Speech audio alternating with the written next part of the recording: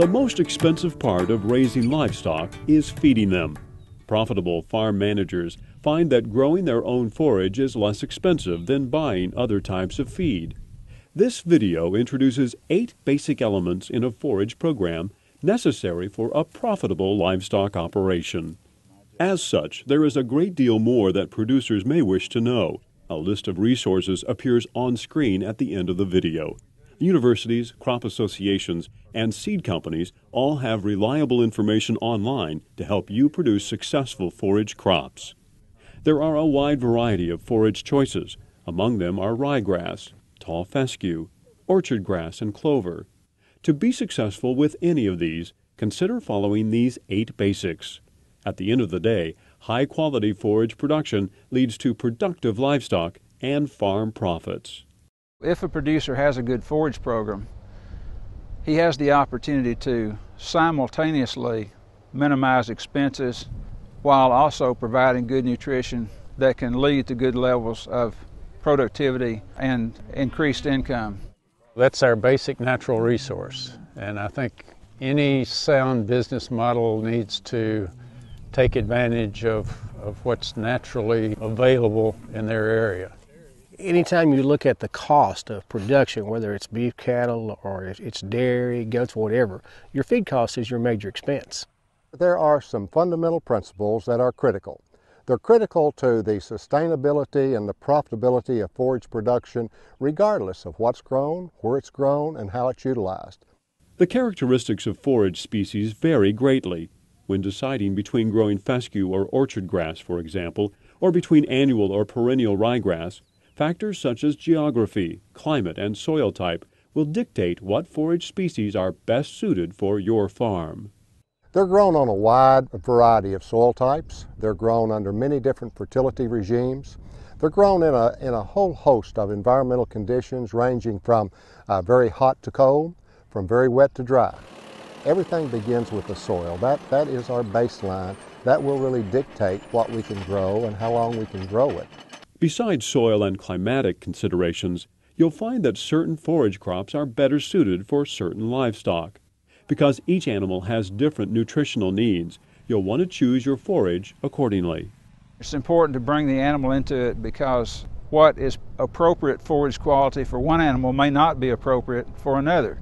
Different species yield differently. They can provide varying levels of nutrition. They have differing distributions of growth, and some species will persist longer than others. Determining what to plant is a very important consideration.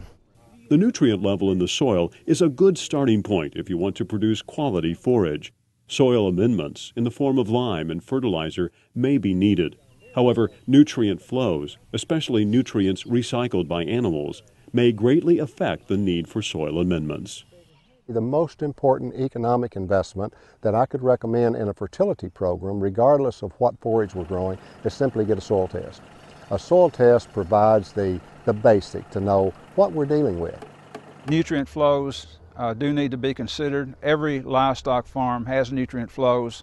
Management of the animals, fencing of the pastures can impact where those nutrients go and the extent to which they go to certain areas. The next step is to plant your forage crop carefully. Establishing the crop successfully requires planning and wise decision-making. The use of high-quality seed and timely planting are just a couple of the aspects that lead to success. We need to make sure we do those fundamental principles, get the depth right, get the rate right, and get that seed-to-soil contact. And I think if we do that, we increase our chances of success. Also, once a forage stand is up and growing, it should be monitored closely because seedling plants are much more vulnerable to problems such as weeds or insects than an established mature crop would be. A forage program can often get a tremendous boost with the addition of legumes. Whether grown alone or with grasses, legumes offer important advantages. They can help increase yield, improve forage quality, extend the grazing season, and fix nitrogen in the soil. Since nitrogen is generally the most expensive nutrient element to buy, that really makes a significant contribution to the economics of a livestock operation. Forage legumes in general have played a critical role in forage livestock production throughout history. I believe they're going to be more important as we look in the future of producing high quality feed, of producing sustainable growth because we're not having to put the nitrogen on, and producing a balance of feed that yields good, high quality, nitrogen fixing, and extends the grazing season. Of course, the main objective of growing forages is to feed animals. Thus, harvesting at the proper time, whether accomplished by grazing or by mechanical harvest, is extremely important. The goal is to decide the optimum time to harvest, which leads to good productivity and forage quality. Stage of maturity at harvest is the single greatest management factor under the control of a producer that affects forage quality. Animal performance is very much related to nutritional value of the material, and stage of maturity at harvest greatly affects the nutritional value. How animals are grazed dramatically impacts pasture health. Knowing about different grazing methods allows you to select the right approach to meet your forage objectives. There's a lot of factors that impact forage quality, and one of the most important factors if we're growing a grass, a legume, or grass-legume mixture is that of when we harvest it, how we harvest it. If we're not set up where we can rotationally graze, give the plants a chance to rest after we graze them and then graze them down again, chances are we get way behind in the spring. And as the pasture gets away from us, animal performance will be reduced. If you had a truckload of hay, you wouldn't just dump the whole truckload of hay out there on the ground and let them have it, go at it, because they're going to waste a lot of it. Same thing with the grass. Because you're controlling what they're getting, how much they're getting, you can control. If they need more, you give them a little bit more. If they're looking good, and then you can just kind of control how much they get on a day-by-day basis. I can take these two paddocks right here, this group of cattle that you see behind us, and switch them back and forth just every 2 or 3 days, and then it will last all summer. And it'll give the other time to get up and get straightened back up before you have to move them again. Another benefit of rotational grazing is the possibility of extending the grazing season. Storing feed is one of the most expensive aspects of animal production, so lowering storage requirements through grazing management can reduce costs. One of the keys to success in any livestock program is to reduce the need for stored feeds. Stored feeds are our most expensive feeds. So if we can reduce that need and graze more days of the year, then we'll be more profitable. Hay is an expensive feed option.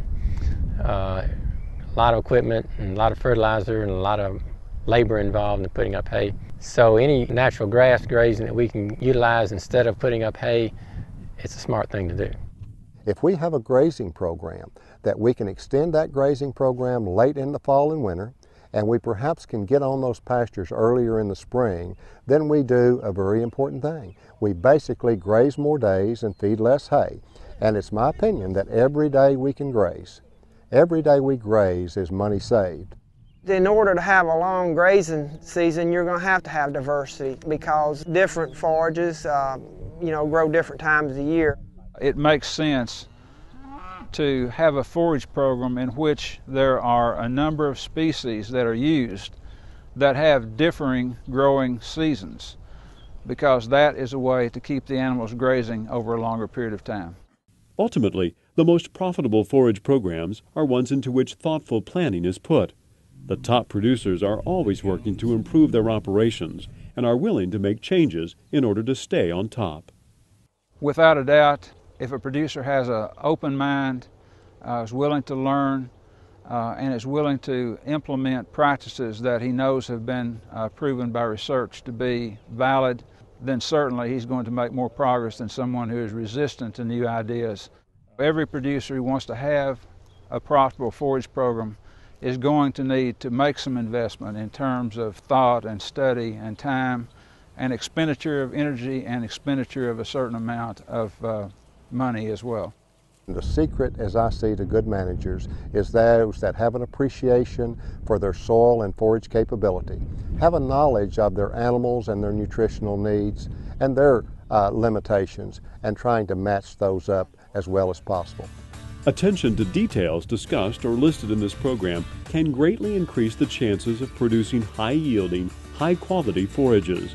Producing the quantity and quality of forage you need and matching it to livestock nutritional needs leads to a more efficient, sustainable, and profitable farm operation.